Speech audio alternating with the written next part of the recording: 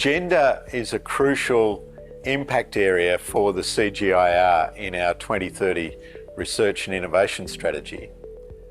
And so we have a gender impact platform that acts as a hub and a centre of excellence for gender research, not just in agriculture, but more broadly around the world. And this conference is a wonderful opportunity to bring practitioners together, researchers, policymakers, and leaders of national agricultural research systems. And it's great to see the diversity of countries represented, but also different types of people in the system, from younger researchers through to senior administrators and policymakers. So for us, it's a great opportunity to bring a lot of people together to take stock of where we're up to, but also to plan future work that's even more ambitious than what we're able to do today.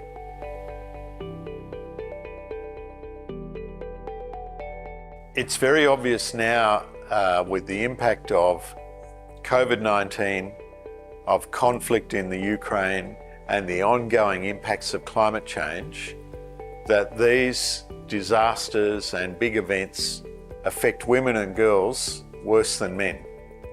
And so some of the gains that have been made in gender equality have actually been unwound by these big current food security crises. So it's really important now that we know we're employing the best possible tools and the best strategies to improve the access of women to education, to resources, land, credit, and so on, and to decision making. We know that when 50% of the society are excluded from those things, that is not good for food security, for nutrition security, and for the health of the whole community. So the evidence is clear that when women and girls have equal access to those resources, that the whole community benefits.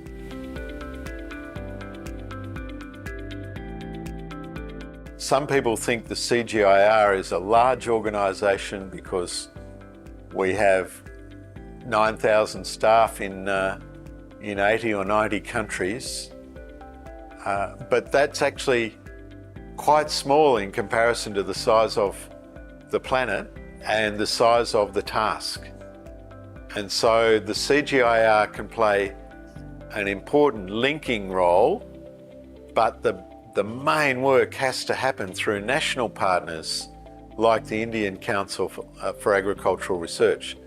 ICAR has 113 institutes, 76 agricultural universities, many hundreds of rural knowledge centres or extension centres, and it has 24,000 staff just for one country. So it's nearly 3 times as big as the CGIAR. And it makes no sense for us to duplicate what ICAR can do. It makes a lot of sense for us and for ICAR to be complementary in the way we operate across South Asia. And it's the same with other big effective national systems. So conferences like this and the conference itself is a partnership. They are a great way for us to map where we can work with ICAR, where we can work alongside ICAR, which areas are best led by ICAR and which areas are best led by CGIAR. So it's a very important event for us in the evolution of our partnership. And the partnership with India, I can't think of a more important one for the whole of the CGIAR. There's 126 million smallholder farmers in this country. And so the challenges are urgent and of a very significant scale, and it's in all our interests to be working together.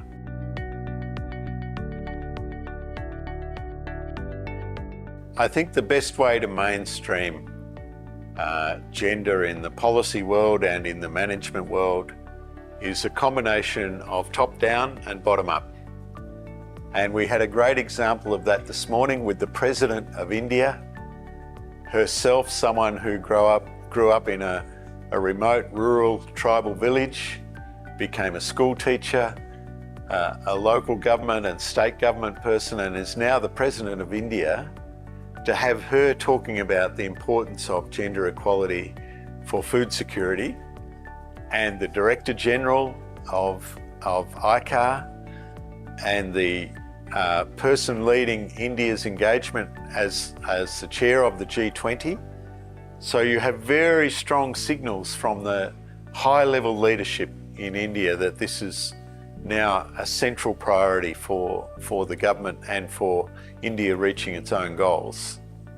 But also in the room, we have hundreds of young researchers and extension officers and government people who are learning the tools and the approaches to be able to put those things into practice at the grassroots level. And so if you have that combination of top-down leadership creating the space, but bottom-up energy and expertise to fill the space, then that's how you move from fringe to mainstream. So I'm very excited by what we saw today, to have a head of state and the key government officials in crucial leadership roles all saying how central it is to achieve equality with women and girls at the main table, to not just for food security but for rural development and for economic development more broadly. That was incredibly encouraging, and if I was one of the younger researchers or policymakers in the room, I would feel encouraged now to go out and make it happen, because clearly your leaders want it to happen. So in my view, those are the two key dimensions, top down and bottom up, coming together for more action in the middle.